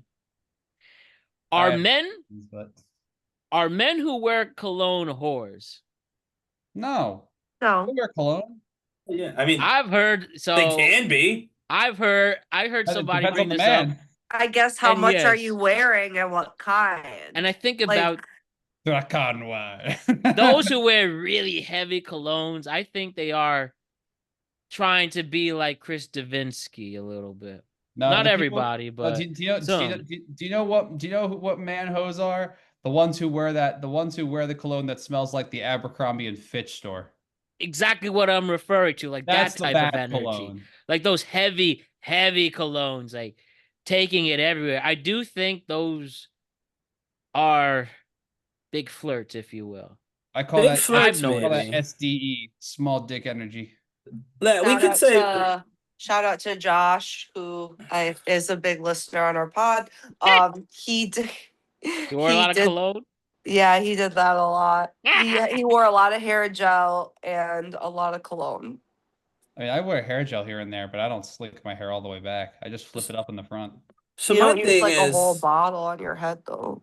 so my thing is though, Matt, and this is actually for both sides of this. It's like a man hoe. I think that's the word you use, right? Man whore really is the main word. Whatever. Man whore. A man Woman whore whore. can't be a man whore unless he's got hoes around. Same with a woman, right? You have to be to be a hoe or whore or whatever. You have to be pretty more than just promiscuous and flirty. So I don't know. To me, I don't think anyone's cologne is completely indicative of their activity with multiple partners, but I do think the idea that people who are trying really hard will do things like that, like wear a very pungent cologne, use way too much product on their hair or whatever. I think that that's true, but I just think it's hard. I mean, I think those terminologies are bad anyway because it requires both genders to be involved for anyone to be either, and also you can't smell if somebody is Has too much cologne. They no, don't you can smell they realize. have too much cologne, but that doesn't. You can't smell whether or not they are sleeping with multiple people Right. or whatever. You need to have a small set, not you don't have to change a person's air. So, and I've noticed people who do have that strategy tend to try to get It's laid like on. it's like animals. They're doing like what like mongoose or whatever do, and they spray their hormones. Oh, like Yeah. the pheromones and stuff. Yeah, it's like pheromones, but it's Kenneth Cole reaction. Mm. That might be the only cologne I can name off the top of my head. So I wear Valentino, but Allison bought it for me. Your Let's first get- ever bottle. You're Let's welcome. continue. As I mentioned. By the way, I don't want to say. I want to say I do like cologne. I wear cologne myself. I'd like to think I don't shower myself in it. If you think differently, please let me know and I will stop. But I try to smell good. But again, a small scent, and I don't want to criticize the cologne community because they're good things. Do you have a question for guys about cologne? Do you guys spray like your balls? What? like down, No. like No. hold Do up. I spray Like, my balls? when so for That's a women, question. when we now I don't mean like you're like not I'll actually answer put the your perfume question on the after. balls, but like when you're spraying yourself, like for women, we do perfume, we'll spray like up here, like on our neck, and we'll like spray sometimes down like in our cooter area. Like, Do you? I've yeah. never. I won't pretend I'm a massive cologne person, but on the very rare occasions where I wear cologne, I have never even considered that. Allison, to Okay. answer your question, I have done that before. Okay, okay. I've never done that, and also the fact that there's a thing called ball spray that people have for the separate What? reason. There is a thing called. I've never used that, but there is. Ball I've never spray. used it yet, but I People could bought, just go like wash with soap. It yeah, works. you could just, be clean in the shower. Yeah. Well, no, but like I remember when I was like dating and stuff. Like if I thought a guy and I were gonna hook up, like obviously I would shower, shave, do all the things, and then like Mm-hmm. I mean I would just spray down there, like wearing whatever like pants I was wearing. So like if he was going down there, it would like smell good. I don't know. You know, one thing I've done, I'm also, yeah, I have done that before, like a real small one, but now it's just like the actual clavicle area, neck right here, and then your wrists. That's what I just would do now. But I've done Yeah, and candles walk- too. I'm a big candle person. If said opportunity came or plan, like I would spray the bed before I That's left. fine. I mean, And that's fine. I do candles, like always candles. Mainly now it just puts me at peace as candles, but I used to look at how to be cool on YouTube videos. And one guy, his Mm. name was Bezos, that I watched a lot of Bezos videos in college. Jesus. And I'm ashamed I did now. That was like very tame. They weren't manosphere culture, but they did like, like man advice, right? Yeah. But nowhere close to what they suggest, but I have done that because they suggested it. Yeah, crazy world. So we'll do another shot at guys. Like I said, we're gender inclusive. Out of my options, does anybody have it? Add one to the guys to make fun of, To make fun of guys. I mean, or to I got one. properly criticize the man. The I man. got one, 100%. Well, I feel like there's a few that I would have, but I think there's one that's really important. It's just because I know people who have been in this situation. It's just like, just because you think a conversation is going absolutely swimmingly over text before the date, never assume that that girl is going to want to go home with you afterwards. Please, please, please, men, I beg of you to not assume this, because those of you who have assumed it have done some really schmucky things because of that. And that has doesn't happen a lot. occurred after the date. I feel like that's most of the stories that I hear of guys Brad, I who have- really do appreciate that, but I think it's more of a nuclear opinion. I meant a question. Like a question to thought you said say that. something But to I not do. but I I would say- appreciate that all right, insight, cool. and I do Okay, agree with you. here's one. Okay. I criticized myself for this in the past, because I would do some back when I was dating, I would try to go on more than one date a week, and I realized that was probably not a good thing. But my whole thing is, why I feel like the one question I want to ask is, why do we as men feel like we have to try so hard? Like, I feel like it's like, yeah, look good, feel good, be clean. But I feel like there's such a try hard attitude sometimes now, because of the fact that like we're so scared of rejection. I just Mhm. feel like you just need to be yourself these days. But like, I get being afraid of wanting to go up to someone in a bar, but when you're going on a date with someone, like that's a completely different strategy. Like, I don't get the people who try to act all cool on a date and everything. I'm like, dude, just be yourself. If she doesn't like who you are, then she doesn't then you shouldn't be with her. I have a question. I think For- it's I personally think it's just a lot of men aren't comfortable in their own skins at the end of the day. Like, I learned the best way to explain confidence is you are okay with or without the thing you desire. That's confidence. In my So opinion. I had a question for Allison, because I was talking about this the other day. So this is like a genuine question. I know that when women get like dressed up for something, right? A lot of times that will do a lot for a guy. Like what you wear as a woman can have a genuine physical difference in the guy's reaction. I feel like that's not the case the other way. Oh no, I it's don't. not. I It's don't. not. So that's why I'm curious 100%. what Allison thinks. Like, does dressing up in like your best whatever, other than makes you feel confident, whatever you like the way it feels or looks on yourself, does that do anything really for some like for the girl when a guy walks in like that if they're in a super like whatever their favorite outfit type deal? I don't think it does personally, but I'm just curious what you think. For me personally, no. I mean, obviously, like if it's a certain occasion, like, and you're dating somebody and like you see them in a suit or something, like that's obviously going to make you feel like a little hot and bothered and feel some type of way. But I just think like the initial like attraction and interaction with like women, we don't really care what you're wearing as long as you're like respectful and how you carry yourself. Um but I will say, like, as a counterpoint to that, which is like crazy, we were talking about this the other day. I did have a friend um who said she went out, and it was Jess, Matt, you know Jess. Um she said that they went out, and her and my other friend got dressed up. They wanted to just feel good about themselves.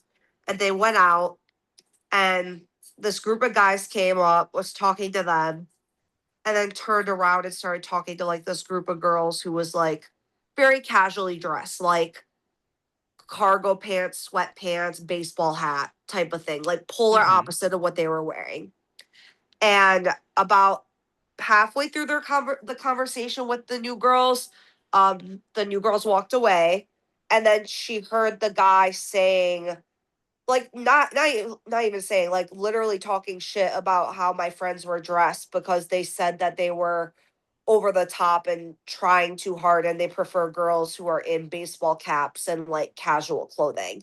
And I thought that was very interesting because I feel as though a lot of guys would prefer Yeah, and that's go for the abnormal. girls. Isn't that very odd? Yeah. So I feel like it is very different because I feel like that kind of counteracted like what men normally do, but with women, it's not like necessarily a thing. It's kind of more so how you carry yourself and how you like treat them, like on a first interaction. I feel And like if you I'm very approach, split. that's a I'm big very thing split on that. too. I'm very split on that.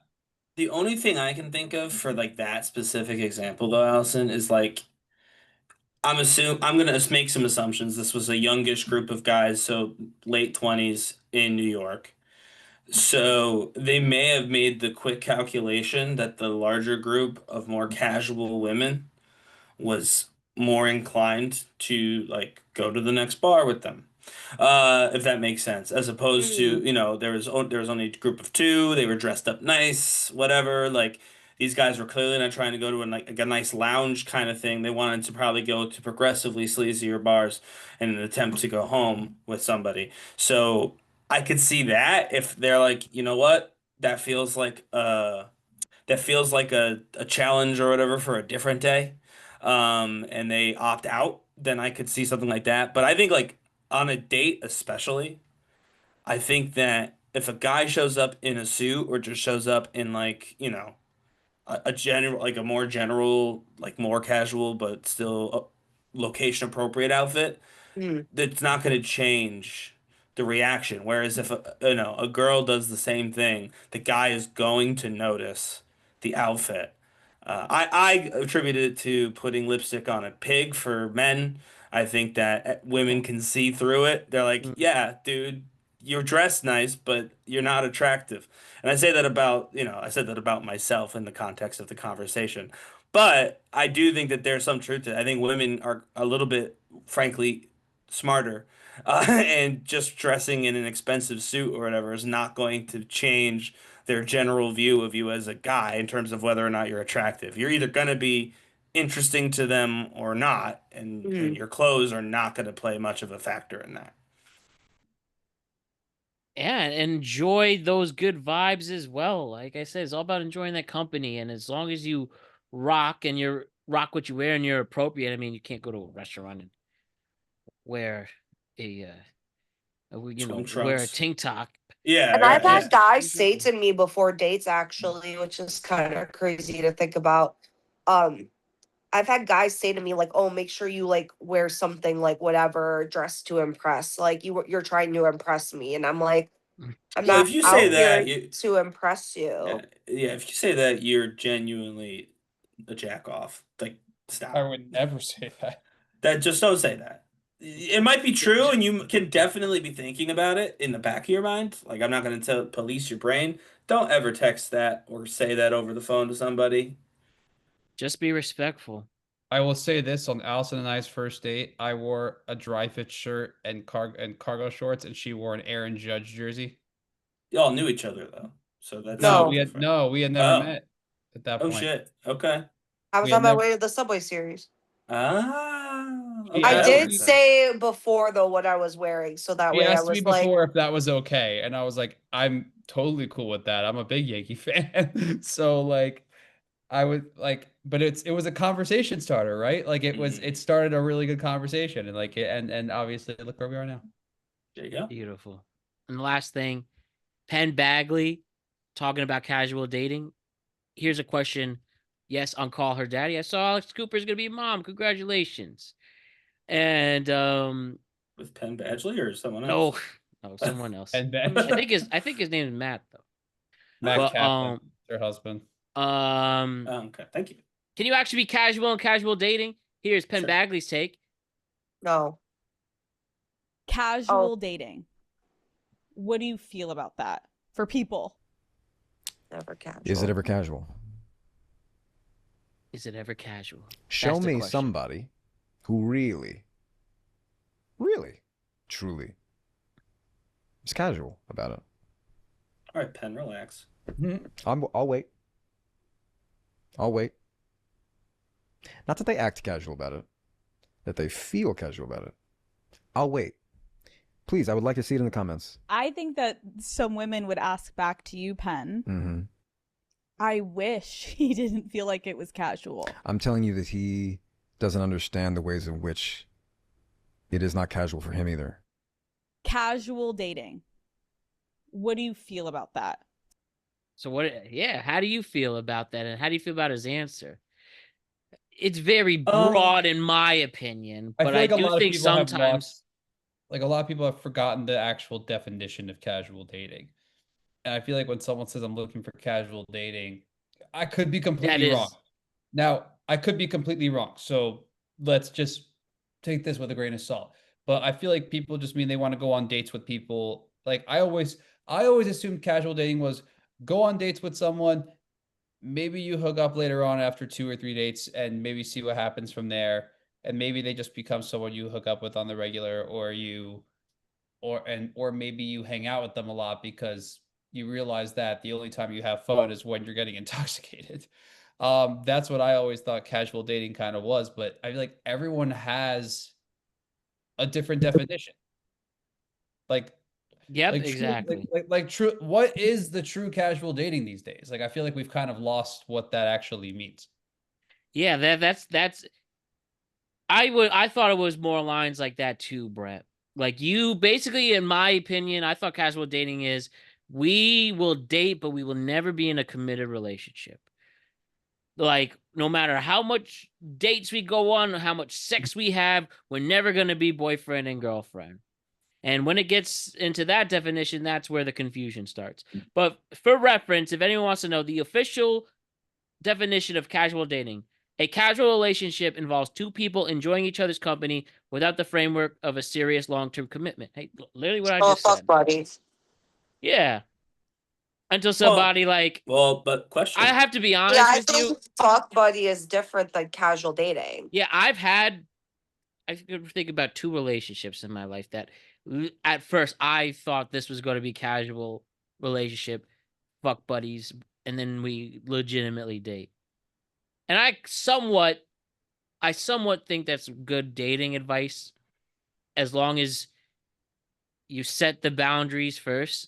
Hence, the open to see where things go is a great thing to put on your intentions for relationships slash long term open to short term open to long.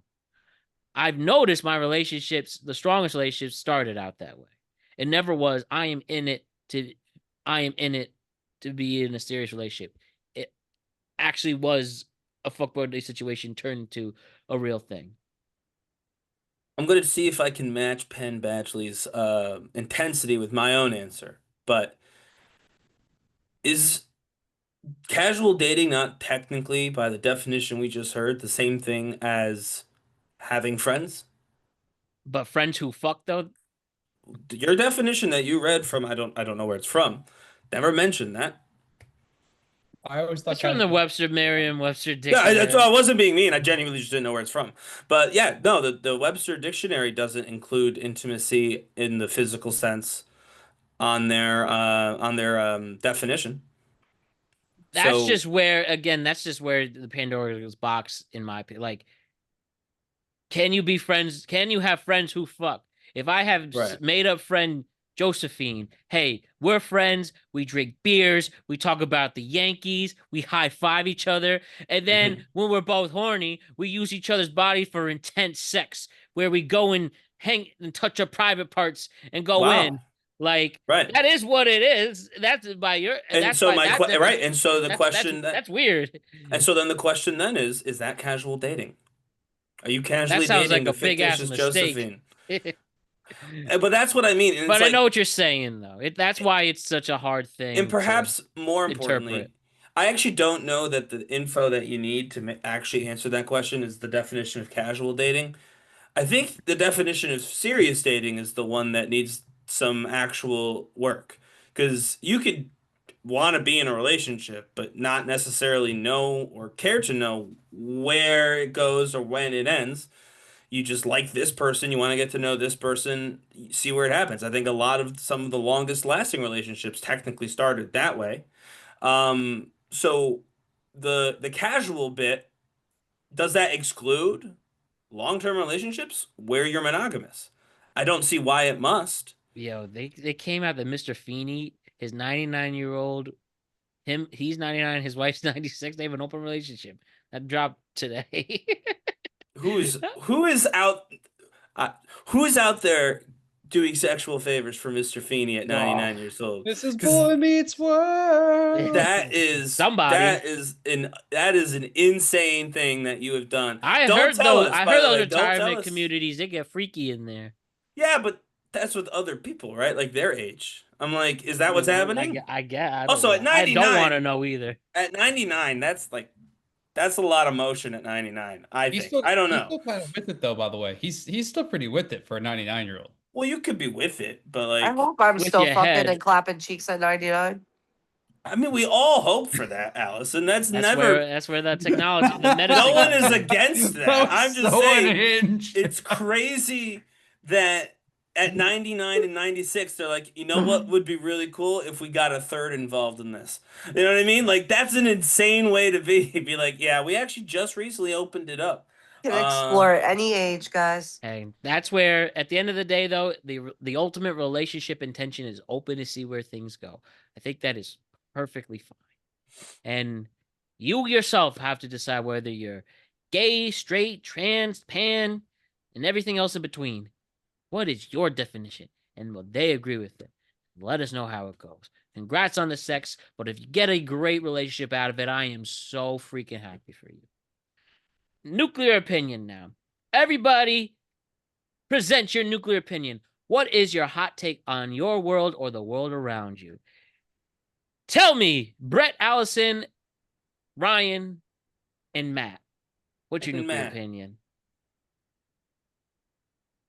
All right, someone's got to go first. Come on. I've had a few. I don't know. Like I have to formulate the sentence, but like there's been things that I've seen online recently that I've agreed with, and I'm like, you know what, that could be a nuclear opinion. You know, I had one too, and I lost it. I saw one that was I saw something recently, but like I didn't necessarily like agree with it. I don't know what everyone's gonna think. Like a part of me did, but it was like it was like if you politically identified as a centrist, you just need to admit that you're a MAGA Republican. Like there seems to be a bit of a trend there. I'll give you that. And it was just like Stephen A. no, Yeah, I very good example. I don't think Stephen A. is MAGA because he has said how many times how much he hates Trump. But I mean, he's everything else he's on board with. Yeah, everything else he's on board, but also he's pro-choice. But yeah, he's got interesting views. Yeah, he does have interesting views. But like, I saw something recently from Destiny. I don't know if you guys know who Destiny is, but he had something that he said everyone who comes to these things and says they're a centrist, they claim to be a centrist, and then they agree with so much stuff that Trump says, and he's like, just admit that you're a Republican. Like, I'm not gonna be upset that you're admitting it. Like, just be honest and admit like what you think. Like, just say it. Just say it out loud. Don't hide it. I mean, I have noticed that pattern as well, personally. But I do think people's beliefs are complicated, so I try to give people the benefit of the doubt, but I have also noticed that. Mine is a little less hot, but it's still, I think, nuclear. I think elementary schools should teach kids how to use AI. Here's why. Elementary. I agree with you, Ron. As early as elementary. Because of the trend we're going. So, but you're saying elementary, but most elementary schools are either K through 4th or K through 5th. Yes. So I mean, not kindergarten, but 4th and 5th grade. Have them have ChatGPT read the Three Blind Mice. So are you saying it's going to happen anyways? Like you're saying, like it should start as like a 3rd grader thing, possibly. Well, yeah, 4th grade, 5th grade type deal. Yeah. Not 5 years old. That's insane. But anyway, here's why. And this is what made me think of this. I see all the tweets of the people who talk about like the difficulty of writing a 5-page paper or whatever, a 12-page paper. And they're like, no way people used to do that. This is true, literally accidentally written on the regular. So I mean, I have accidentally written 10 pages. Accidentally. So it's like, clearly their brains are gone, right? Our brains don't function the way they used to. And I don't think we have the juice to get to go back. We can't go backward with this. So we're kind of hurting ourselves because we can't process info the way we used to. I would say the superior way, personally, but we can't do it anymore as a general rule. And we're not taking advantage of the tools that we have to help with that because we know that those tools are making it harder and harder to do the old way. So now we're doing nothing. Now we're just stupid. And we don't have any way to fix that. So I think they should lean in. We're not getting rid of the AI stuff. I saw a ridiculous idea that the bubble was about to burst. I really don't think that's true. It might change, it might shrink, but it's not gone. It's here for good.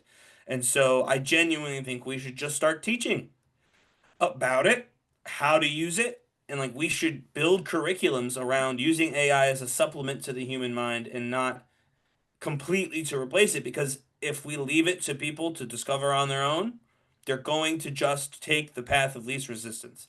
It is easier to have AI write the thing you need than it is for AI to explain the concept that you're trying to write about that you don't understand. Because you have to ask questions to do that. You don't have to ask questions to have it write the whole thing for you. So I think we should do it. I get that people are like, no, it's ruining minds. Minds are gone. Minds are ruined. Because their parents' minds are gone. Just everyone's minds got dumber. I know we're supposed to be smarter than the previous generations. I don't know if that's the case in my generation or not. I feel like, though, at some point in the recent time, that stopped being true. And so we need to adapt to the tools that we have because our brain power is not going to get it done. No, Yeah, I agree with you. When you say that, I understand where you're coming from. And I also, but before anyone else goes on, I want to make this point about AI. Does anyone remember that old commercial with Common when they were talking about AI and how it was going to change the future? And he was like, with AI, like we will, like it's like we will survive or something like that. And it got you all hyped up for the fact that we were going to have all this AI technology. And now do you notice that everyone is revolting against AI because they're like, it's going to take my job? But I don't think they are I revolting. mean, That's what I ultimately, mean. at the end of the day, it's here to stay. Corporations are using it. It saves a lot of these corporations a lot of money. We're not going back. We're gonna have to learn to live with it. That's what it comes down to. And why I agree with you, Ryan. You have to teach it at a young age because it's gonna be there. We have to, and we This is have to what be it is. smarter than the. This is crazy to say. We have to be smarter than the AI. Like, right? If the AI does all of our high level thinking, all of our coding, all of this stuff for us, it's gonna be at the point where just as long as you have an AI, you can do whatever, and they're gonna take it. They're gonna do it, and you can't do anything. We have to continue to make ourselves better equipped at using and controlling AI. And that starts, it's the same as how we read, controlling language, right? It's like literally the same thing. To me, it should be the same as literacy. And we should teach that too, by the way. We shouldn't get rid of being able to read. But as people continue, as literacy scores are dropping, that's something to keep in mind. That's deep, man. Wow, my stuff is so unserious. But we still like I'm it. not serious. never gonna Well, do once that. you hear mine, you're gonna be like, what the hell? Okay. My nuclear opinion is that underwear are overrated and we shouldn't wear them because you're really just putting on essentially another pair of pants and having another layer on your body that you don't really need. Thank you. You see, this is much harder. I guess. this is much harder for Why males. not? This is much harder for males. I haven't worn underwear in like Why is that much harder 3 for men? years. Plenty of men free ball. That's not a yeah. common thing. It's much harder for men Think because about it. Think about it. You're technically freeballing under your boxers. yeah, but if I don't work No. my whole thing is this. It's harder for men in the sense of like if you're wearing sweatpants and you're not wearing underwear, like people Let it fly out, baby. people can see the It's okay. outline. That's okay. Girls dig that, especially in the grays. Go ahead. Well, I'll be honest with you. Especially in the gray. If you got, depending on what you have at your disposal, it's still going to be there whether you're wearing underwear or not. True. Realistically, I mean, maybe it'll be a little bit less definition, sure, but like, Oh, Canadians win. I just watching it. But yeah, just I bet generally they don't wear speaking- underwear. Well, I bet you they do when they play hockey because they probably wear like a cup or whatever. I don't know. But the point is, like, yeah, I think if you're worried about that exposing too much, depending on the pants you're wearing, that's going to happen anyway, even if you're wearing underwear. So I don't know that I agree with you should never wear underwear. That's an interesting take, for sure. But I don't think I don't wear I underwear. My mom now does not wear underwear. I And I dated know a somebody few who other was like that. people. I know a few other people. I have a bunch of underwear. I own a bunch. I just don't wear them. And then like and you wanna know what's funny? I forgot who it was, but back before I moved to New York, someone told me they didn't wear underwear. And my first thought was, how do Oh, you do no. that with jeans? Like I feel like the zipper would cut your like lip of your vagina or whatever. And I was always worried about that. And then I tried not wearing underwear and I did it one time with jeans. If you find the right jeans that fit, doesn't bother you. I couldn't, and this is probably not for any real reason. I couldn't genuinely see myself going like to work without underwear on. But why? Who's gonna know? I don't know, but like I've even had like like bird dogs, those like pants where it's like literally the built-in deal, so there's no underwear involved. I've worn those to work, and I don't like it. I feel like I'm missing something. So and that's just a mental thing. There's something actually there, but like not at work. Yeah, I don't think that's a problem. I typically do wear underwear, but yeah, jeans. It's not a big deal. Sweats again. Yeah, you might have some motion. I try but- to wear them when I'm wearing like dresses, like because Yeah. obviously, like if it gets windy, like Right, yeah. I don't want everyone in New York City seeing my cooter. That'd be insane. But Well, like, right, yeah, exactly. also, who cares? Because like we've all I seen mean, you them, should right? care a little though. Like, you don't want people staring, and everything's on the internet now. You don't want that. Yeah, right. Add it to the list. But yeah, underwear. If anyone needs any, I got a whole drawer. Yeah, all right. My nuclear opinion. I saw the movie The Florida Project today. I had some time. Ever seen The Florida Project? Yeah, have you seen it? No. It's on HBO Max. It came out in 2017. Willem Dafoe's in it. Sean Baker, who wrote Honora, won 4 Oscars for that. That was 2 movies before him. And long story short, this movie, The Florida Project, I'm at a point where I think everybody should watch it at least once. So let me just get the plot is it focuses on the summertime adventures of a 6-year-old girl who lives with her unemployed single mother in a budget motel in Kiss Me, Florida. Do you know what's in Kiss Me, Florida? Disney. I learned that from Cam. Not Orlando, Kiss Me. He was very mad about that. Did they really? Is that true? It was on Kill Tony, yeah. He got mad. I don't. Anyways, but no, yeah, he started. Yeah, we'll talk about that. Also, but it's just the idea. It's their struggle to make ends meet and slave off of homelessness that takes place down the road from Disney World, and they named the movie The Florida Project because that was the code for the building of Disney World. But I saw that movie gutted me like crazy because it really learns like, wow, this is poverty. He used an entire cast of all people who never acted before. It was intense. Like have you seen the movie Uncut Gems? Yeah. Yeah. So you remember that feeling you had watching Uncut Gems? Makes you a little anxious. Definitely. This whole movie made me anxious for the whole run, but it's a very enjoyable, heartfelt, beautiful, one of the best endings I've ever seen in a movie. And I'm just like, wow. And it's a true story. Not bad. I was watching it and I was with someone. They said, "Are you watching a documentary?" It's like, no, this is Willem Dafoe right there.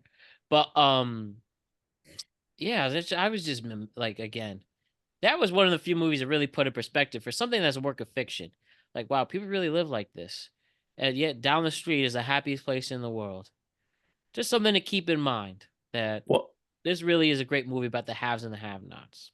I have 2 entertainment nuclear opinions now that just came to my mind. Number 1,